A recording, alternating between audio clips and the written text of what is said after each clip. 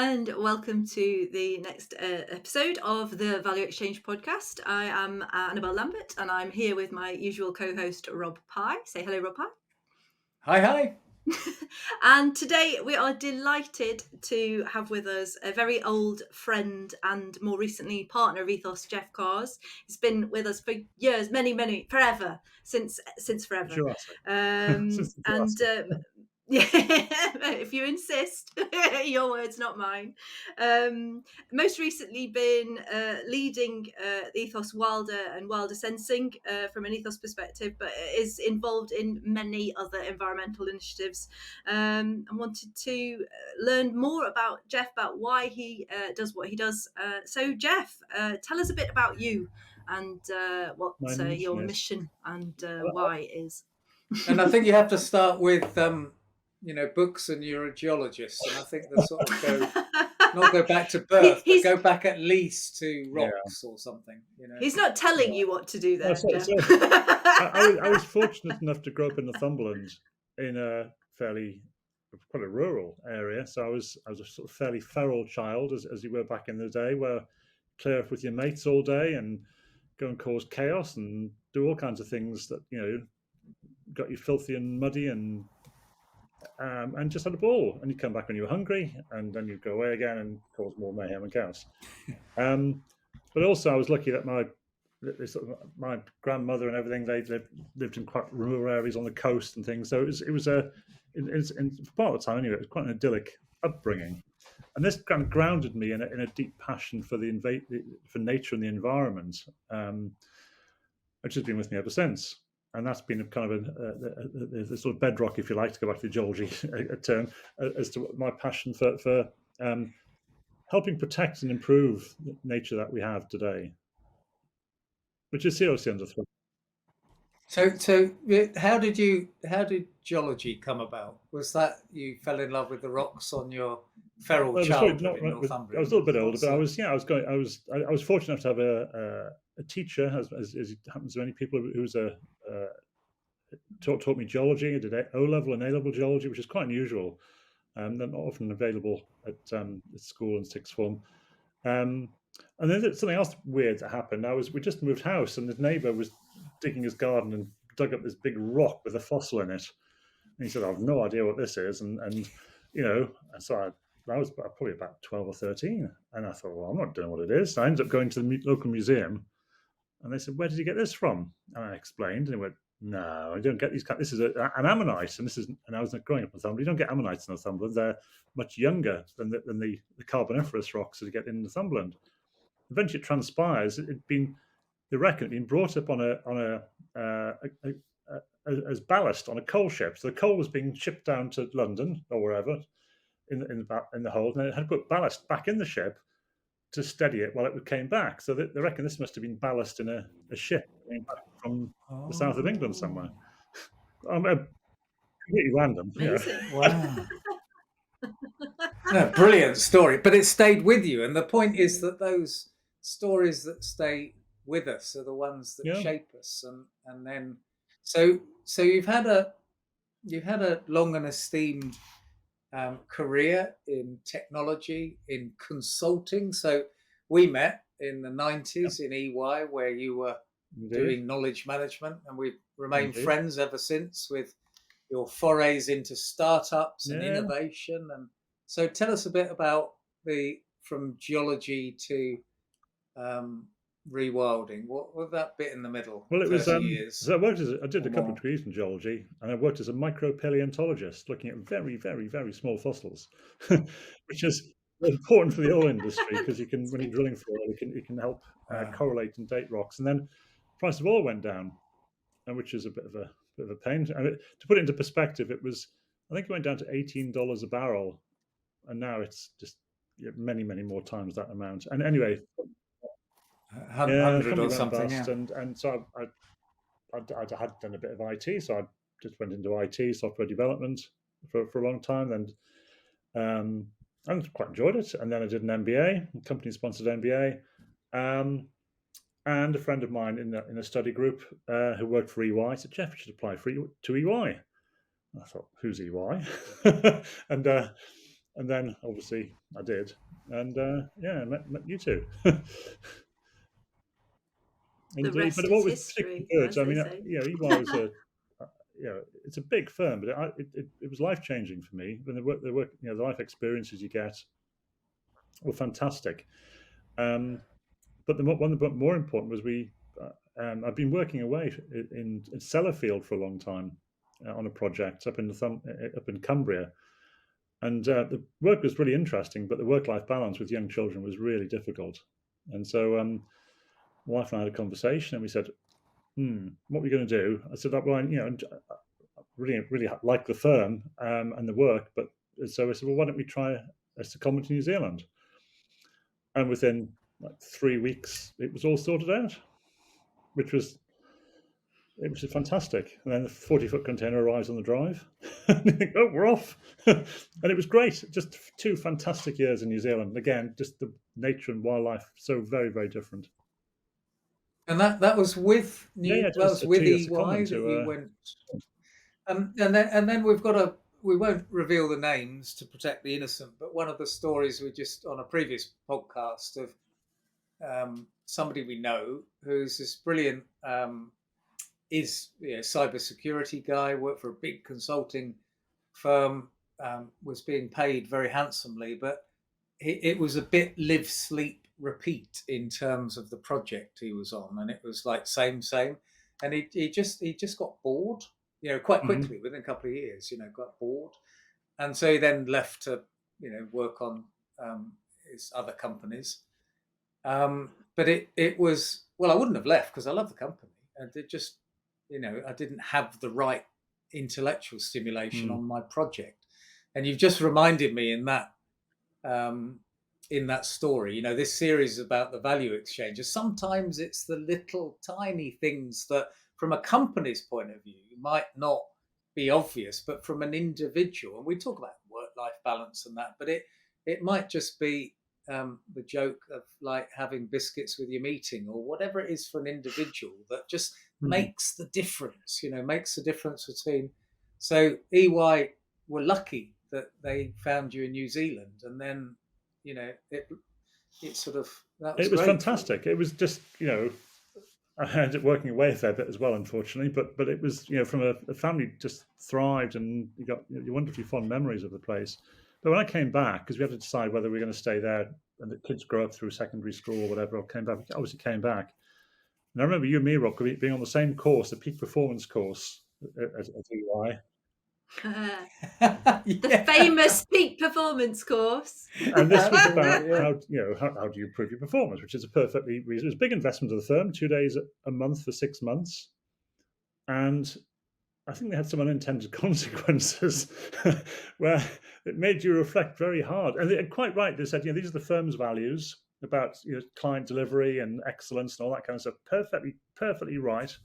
And then how do you reconcile it to the values that you have around family and all that kind of stuff? And to this day, I remember, Robin, you and me coming out of this one of these sessions, sitting in the corridor going, I can't reconcile them anymore. I can't. And it brought it into sharp contrast, And I think they lost half of the participants, but the thing is that the half that stayed indeed, for absolutely. life. I know some people still went out. That was just like, this absolutely jibes with what I want, and so it's kind of they got rid of the ones that needed to get rid of, which is you and I in that case, wasn't it? The troublemakers. So then you had a life of innovation, and we kept in touch with your world travels around various crazy bean things around innovation. Didn't we? I had a wonderful time. I joined a small startup, but they actually just listed on the stock exchange as a name company. I don't know how they did it. It was so small a company. It was £1 million revenue, and to get a name listing is just incredible. And it was just taking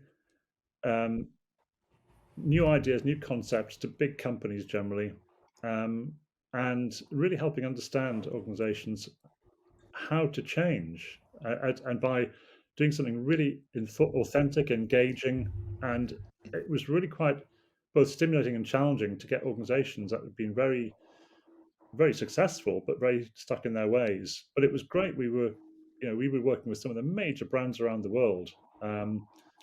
And you're a small company, you've got very few resources. And one thing we learned to do very well was to say, look, you're a big airline company or a big aircraft manufacturer or a big services firm. Can we have your we'd really like to have our next customer meeting in your offices. And so we had the main boardrooms of major companies. And of course, this gives massive reflected credit. The fact we couldn't afford anywhere to put people up there was a real agenda. But that just gave us massive reflected credibility. So there's a concept called what's called jugaad innovation, which is constraint-based innovation. So if you can get some really good innovations by being heavily constrained. If you're not constrained in your approach to innovation, you can do anything. The danger is you do nothing. So if you say we've got certain constraints in terms of budgets or resources or finances or whatever it might be, and there's some really good stuff being written about that. And it's absolutely worth reading. You can get some fantastic results, probably far easier because everyone you're working with is aware of those constraints and has to work within them. Yeah. And one of the interesting thing, again, value exchanges, we've been reflecting on how to communicate what we've been doing as change, not as innovation, and what and why people and organizations are resistant to change. So we've been kind of putting together, synthesizing some of our learnings over the last 15 or 20 years or so as how have we done really good change from an individual and organizational point of view, the MOD and police forces and governments and that. How have we convinced people to partner for change? And it's got to relate, to a few things. We think trust. Can you trust one another? Collaboration, alignment. In other words, what problem we're trying to solve. Whether it's constraints or whatever, and collaboration. And so I want to come to the punchline for this value exchange quite quickly now, because the big change in your life was when you said, well, I want to do nature, I want to do rewilding. And that's 2 or 3 years ago now that we talked about it for this was the longest sales cycle ever in the world. 24 years. I reckon cycle. 24 years ago. Geoff Annabelle and I, we started the conversation. It took us 22 to convince, but all good things take a bit of time to germinate. But we planted the seeds, and then. So, what made you act, Geoff? What's the learnings for organisations or others in terms of, come on, let's do this? Well, there was again a bit of a step back. So another good friend of mine, he gave me this book called 20 Good Summers, which I'm sure I bored you with before, and it was really about this guy in New Zealand who said, right, he was 50 years old, and his big passion was mountaineering. That was his thing. And he said, well, and the Southern Alps in New Zealand are pretty serious stuff. And he reckoned when he was 70, he might not be going up Mount Cook anymore. So he had 20 good summers. And that really reframed his thinking about what's important here. And for him, it was mountaineering. He was working as a financial advisor. He said, well, so he obviously knew his finances very well. He said he took a step back and saying, well, if I take a step back and look at what I've got in terms of assets and whatever, we can downsize and we can sell a car and whatever it might be, and I've got enough. I've got enough now to do what I want. I can keep doing this for another 3 or 4 or 5 years and get more pension or whatever, but I've got enough now. I don't need to do that. So it's having confidence to make that decision, saying I've got enough. And the other thing that he made a really interesting point about was, because not everyone's passionate mountaineering or whatever. There's other things that they want to do, but some people don't really know. And he made this really important point about, so if you don't know, go back to when you were young about what was really important to you. When you were 12, 15, it could be anything. There's no right or wrong about it. It's deeply personal. And so so Michael, yeah, I grew up. I met him years later. He lived 2 doors along from me up in Northumberland, and he gave me this book, and he was a partner at PwC, and unfortunately he retired and passed away soon after, early this year, which really was a very sobering experience for me, because he was the inspiration, or he was the conduit, if you like, for this point. So it really comes back to what's really important for you. What do you want to be, when your days are done, so to speak? What do you want to be proud of? I think for me, it was about how do I help improve our natural environment? It's what our whole existence is based on, whether it be soils or crops. We need all these things to feed ourselves and breathe and drink, and we are getting, even now it's getting degraded even as we speak. River quality is going down, and quality of the sea and microplastics and all these things, and it's been subject obviously to things like COP26, COP15, etc. And I thought, during lockdown, I thought, well, what can I do to help this? And I can, going and doing some bramble bashing is not going to make a lot of difference. How can I use my background and experience of technology and the environment to make a much more significant contribution? And So your founder, chief exec of Wilder Sensing. There's another venture in there, Ethos Wilder. We're incubating that as one of the last things that we're incubating in Ethos. So the run to a full steam ahead with Value Exchange. So we're not taking on new ventures. Can you just tell us, in the run up to what Wilder Sensing is? Tell us, all about that. But just the journey in the last 2 years or so of how you have explored the space and how you've come to this. What is the value proposition of Wilder Sensing, and what is the opportunity that you're developing? Well, during lockdown, so just to bit of context, I just before lockdown happened, my wife and I both gave up our jobs and we went traveling, and we went, got as far as Fiji, and then COVID happened and we had to come home. So we were homeless and unemployed for a while because we rented our house out for a year. But notwithstanding that, it gets you thinking about what issues, what systemic issues do we have, and I explored many different angles because it is a system-wide issue around everything from government policy to education for children to supply chain. Where do we get the trees from that people are planting, or whatever? And there were many things that I won't go into now. Many things that came out of it, but the two that resonated the most. One was a technology platform, which is now called Wilder Sensing, which is how do we quantify changes to biodiversity. The other was much more about engagement with people and helping them understand and be able to step forward, become a bit more activist themselves by creating relationships and education that they were craving but didn't know how to access. But Wilder Sensing really is a software as a service platform. We put audio sensors, or customers put audio sensors, little things you buy off the shelf, into a landscape and record 24/7 all year. And we take those audio files, and then we use artificial intelligence to interpret what's making a noise. Saying a blackbird just called, a robin just called, or whatever. There's some really good apps you can get on your phone, like BirdNet or Merlin, that do this on an individual basis, and that's really good for learning about stuff. But what they don't do is say, how do we do this across a long time period and a landscape level? So you need to hold some sort of heavy lifting technology at the back end to make this happen. Now, we're using Amazon Web Services. They've been really generous to us in terms of credits, etc. But now we're getting terabytes and terabytes of data per month of audio files, and it's throwing up some really interesting, certainly correlations. I hope there'll be causations in time when we get more data to prove it about. But also we're seeing really interesting behavioral stuff about, you look at a landscape and it seems to be fairly ubiquitous in terms of a few trees and meadows and whatever. But then you see how some species are using that landscape really quite differently compared to other species.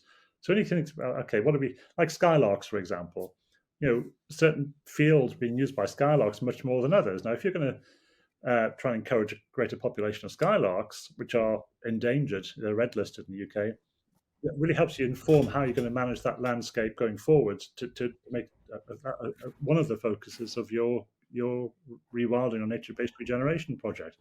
It also applies to farmers. If they're being more taking a more sympathetic view, or want to encourage more stuff in the hedgerows or whatever, you can start to quantify these changes. It takes a little while because it takes a while for trees to grow or whatever, but I can see some influences quite quickly. Yeah, and I can imagine. I love imagining that the technology, and you've talked a lot about digital twins, about the evidence of your rewilding interventions on landscapes, on natural environment. I just reminded me that in having recently read Ben Goldsmith's book, Octopus. God is an Octopus. He's coming on this show in a few weeks. That he's got a life passion of rewilding, but it's specifically migratory paths.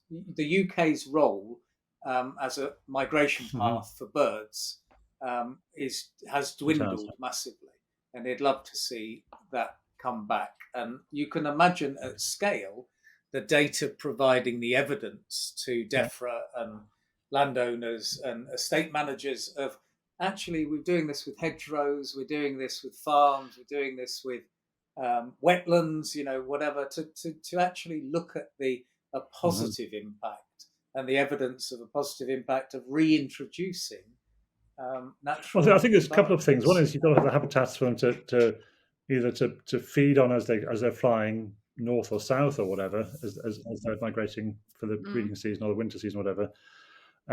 But the other interesting thing is because we're recording 24/7, and of course they're in the migration season there are millions of birds passing overhead, some of which don't make a noise, some which do make a lot of noise, like my cat in the background there, just walking away. And so understanding what's flying above you is at night is both a hard skill. It's called nocturnal migration or NOCMIG. Is quite a challenging skill for anyone to learn because you have to be out at night and just identify from the calls. And this is where things like machine learning or artificial intelligence can really help doing this at scale. So understand how birds are. Yeah, we watched an interview. What was it, Annabelle? The guy who did the podcast, who's the dragon, the new guy. Stephen Bartlett and Mo Gaudat, who is a senior retired Google guy, who is worrying about existential threat of AI as its intelligence becomes super 1 million times, the greatest intellect on the planet. But he's not anti-AI. He is encouraging us to produce AI for good. And I think we've got one with our micro narratives in value exchange that we've got called AI Mapper, which is about helping to take stories into meaning for individuals. And it's massively important at scale. And I think you've got one there with Wilder Sensing, which is AI for good. We don't see a lot of AI yet. That it's about automating customer service agents, but what we're working on in different projects is AI for good. And I think that's a message that we're looking to get supported. So I wonder whether what resistance you'll have. Do people understand it? What you're doing? What are the barriers to change for your customers and your opportunities? I think we see when we talk to, say, landowners or ecologists or whoever, and said, right, we've got a site just down the road here where this year we'll, just from 4 sensors, we'll generate 1 million data points, and so it's a different skill set and a different almost type of imagination. So, well, if you had 1 million data points, these are species level records saying, Robin's sang at 8:34 a.m. with 87% certainty at this GPS location.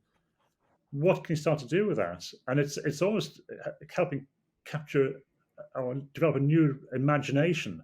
Because if you start to layer that data with, say, climate data, and again, we've got some really good microclimate data from this site, and with other forms of data, and I tell you, there's some really, really cool stuff that I think the Dutch are doing in particular with low-grade radar, so they can detect how birds are flying across the landscape. They've got these amazing models. We can see birds and small flocks flying as they're migrating.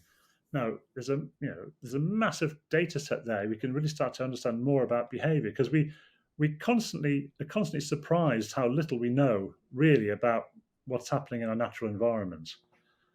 I'll give you a really simple example. It was actually on, I think it was on Springwatch or one of those programs, and there was a guy who'd he was a bird ringer, so putting rings on birds' legs. He worked for the British Trust for Ornithology. I can't remember his name, and his mother was housebound, and he decided, because his mother was quite interested in birds, that he'd start ringing all the local blackbird population.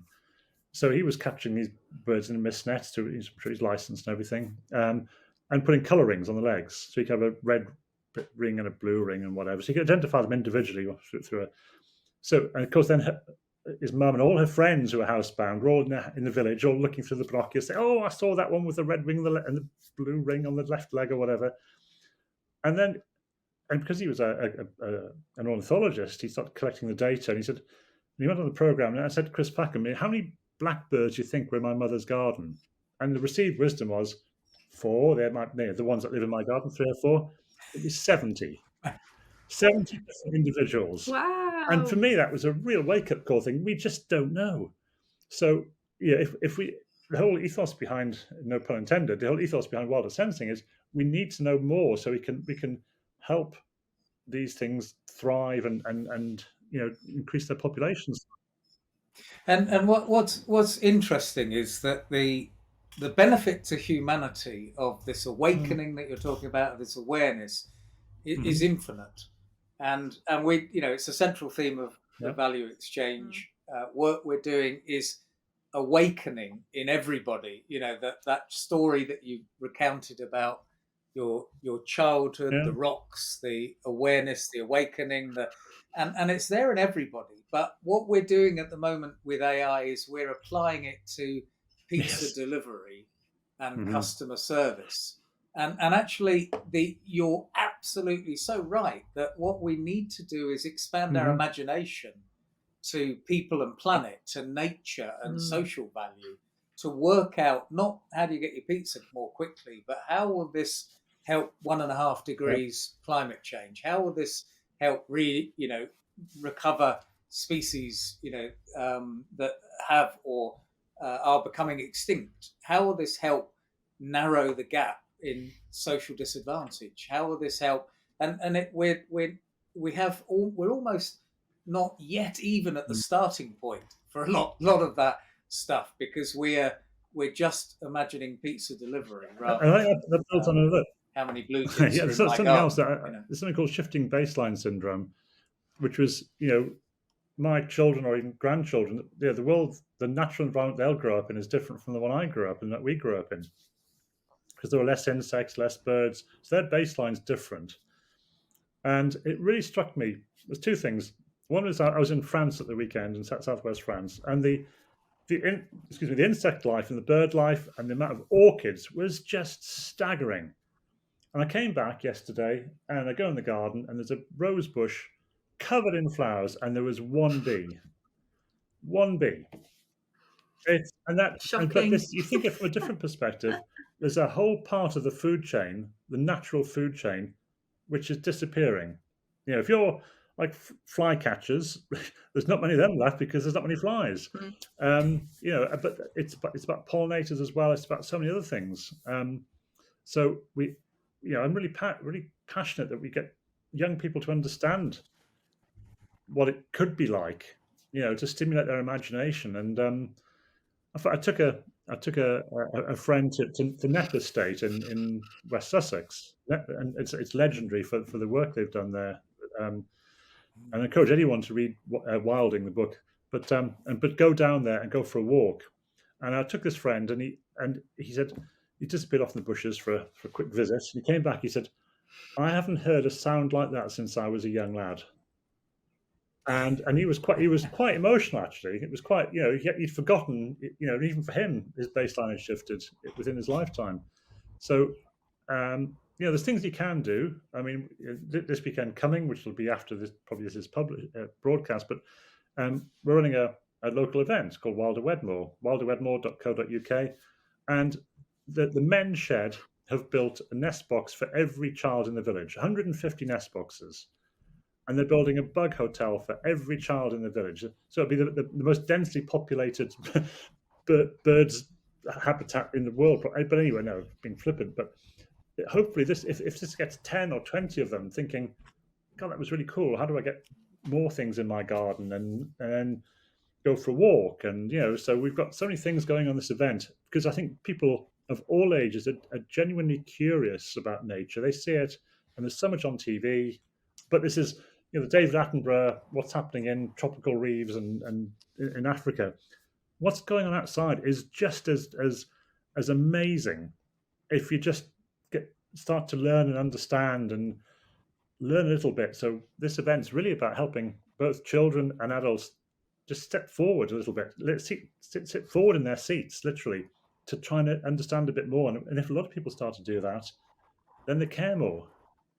And if they care more, but it's about that absence of opportunity as well with young people, that we were told before the Young Leaders Project, which is where we went. We hired 65 people in the pandemic. A lot of them helped in your nature projects. That they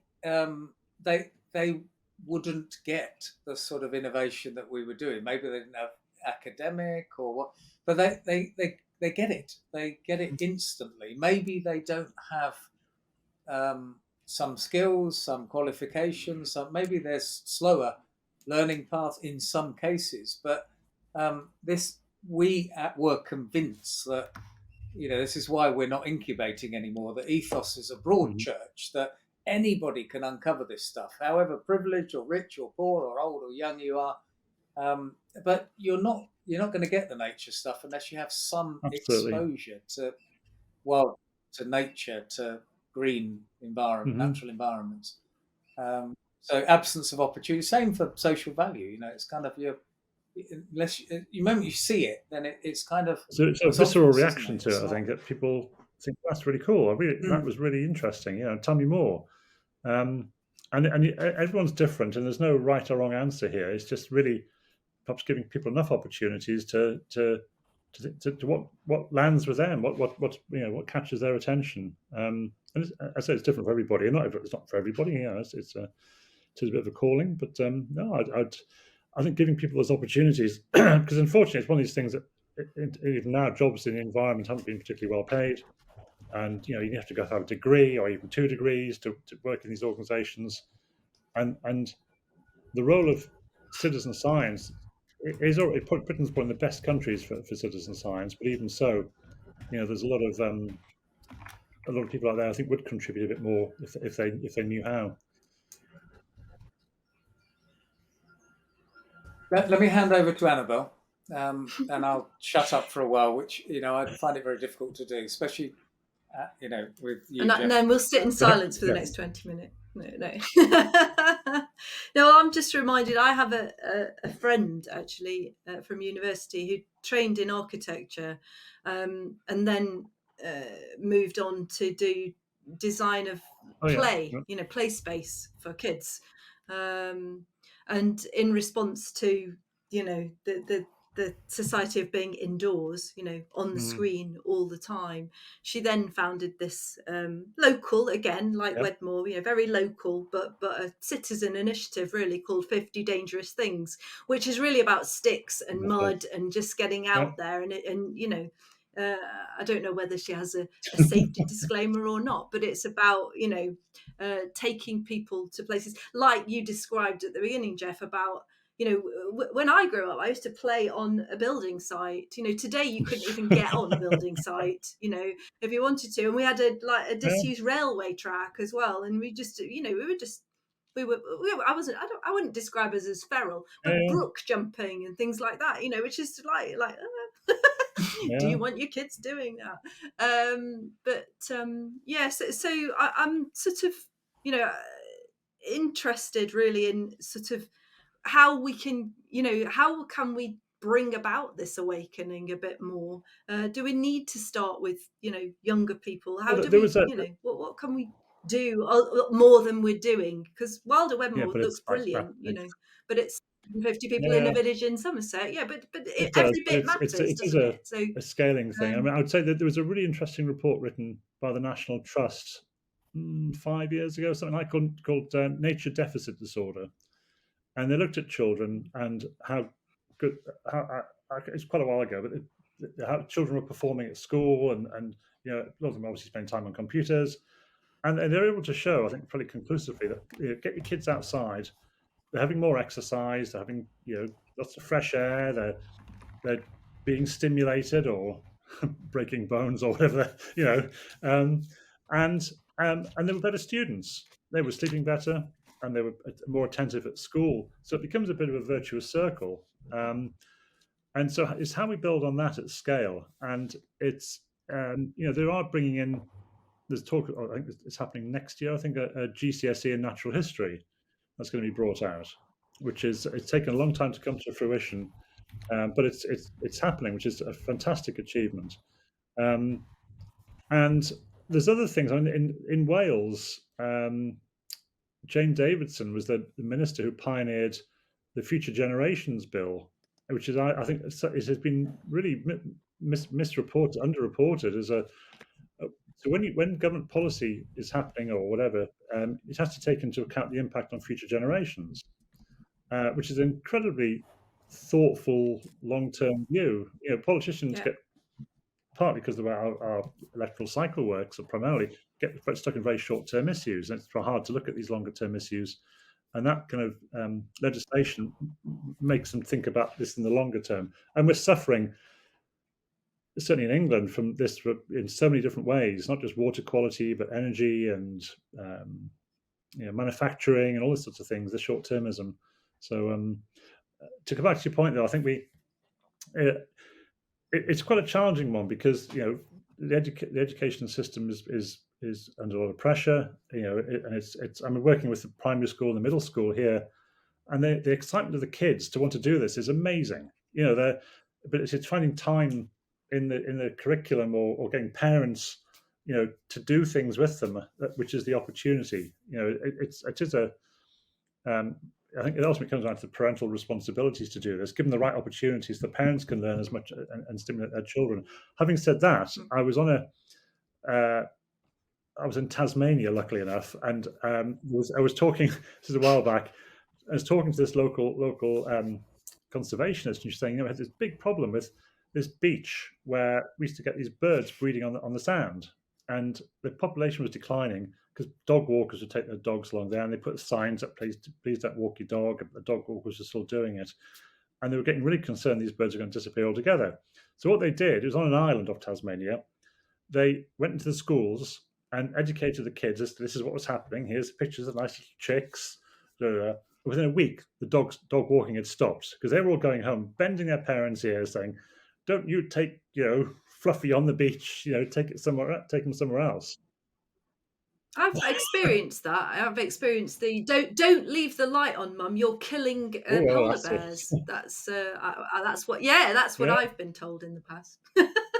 But that's come from, as you say, that's come from yeah, school. yeah. School environment of It's just mindfulness, but just mindfulness. making these connections between what we do and the consequences of those behaviours. I mean, and it's again, it's a very simple thing people don't think about, is everything we put down sinks or the loo or whatever goes in ultimately into the river system. And and there are massive issues there, not just sewage and overflow, but things like some of the drugs that we take, the pharmaceutical drugs, don't break down, and so they end up, things like estrogen and antidepressants end up in the water supply.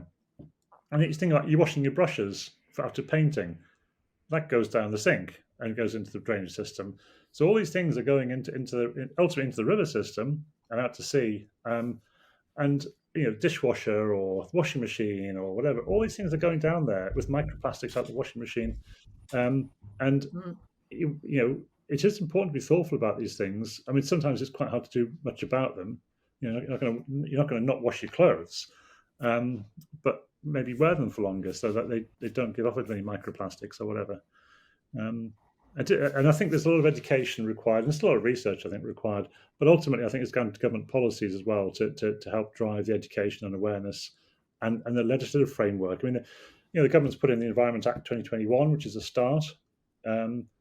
But there's a long way to go. I think there's a lot of problems with our river systems because no one's just been paying attention for 30, 40 years. So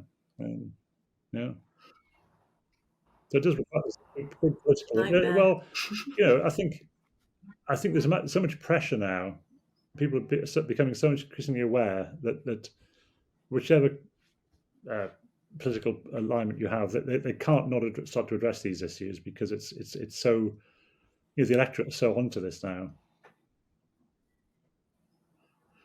Well, I think you raised the point, the short-termism of our electoral system is a totally different subject, but it's causing and caused loads of problems, not just Absolutely. In this field, but just generally. So, you're right. We need to address that issue. I'm very conscious that we're, 41 minutes in, and I know that you have a hard stop. So I'm wondering whether there is anything else, Rob, that you would like to raise at this point? I think I've asked too much, said too much as usual. So, Geoff, anything that you want to? I would just be a little bit more activist, and that whatever that means to you. Well, I think that was my question for you: is what do you want people to do? And of course, it's not your job to. But I think that's exactly what we're trying to do here. Is with your stories, inspire people to do. How do they help, Geoff? Okay, so I love you on the recording. This is fantastic. I want to help. How do I help you, Geoff? It could be anything from just having the obvious things: a bee-friendly garden, insect-friendly garden. That's easy. That's a pleasure. That's a delight.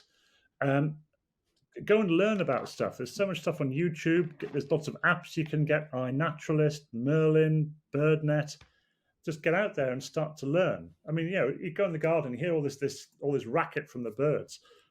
Just learn one bird call. Learn what a robin sounds like, and then we'll learn what a blackbird sounds like, and suddenly, in the space of 2 or 3 weeks, you've got 5, 8 species, and you're listening in nature is probably in some respects more important than watching, especially with birds. You'll identify more birds from listening than you will from watching because you don't see them most of the time. But it could be writing to your MP or challenging a developer or whatever it might be. I mean, yesterday, for example, I was coming back into the UK. I wouldn't say which airport, but just coming out of the airport, they bloody chopped down a whole stack of trees. And I thought, and it's the middle of the breeding season now.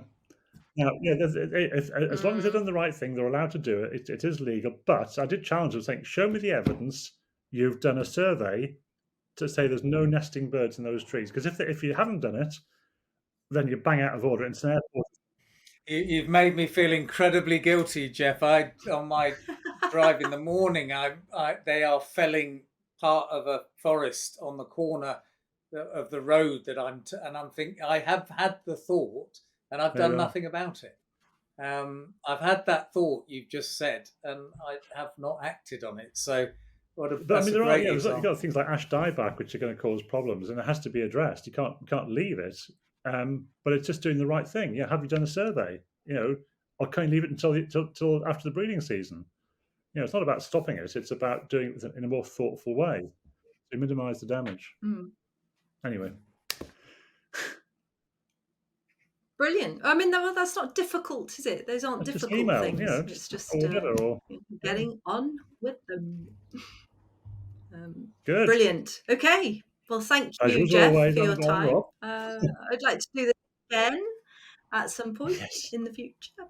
A lovely interview. Thank you so much. And get down to Nep Estate. You're not far from it, so. Yeah. No, well, I witnessed the brutality of nature last week, where I had a jay and 2 magpies chasing 5 little birds, and the magpie got one of the little birds, and it was I was totally like, oh my God, it was shocking, but it was nature. And Rob can attest, because I was talking to him when it happened, and I was like, oh my God. It was brutal, but it was it was nature. Thank you ever so much. Anyway, thank you, Rob. Geoff. Thank you. Until next time, Bye, thank you very everyone. much. Bye. Bye-bye. Bye. Bye.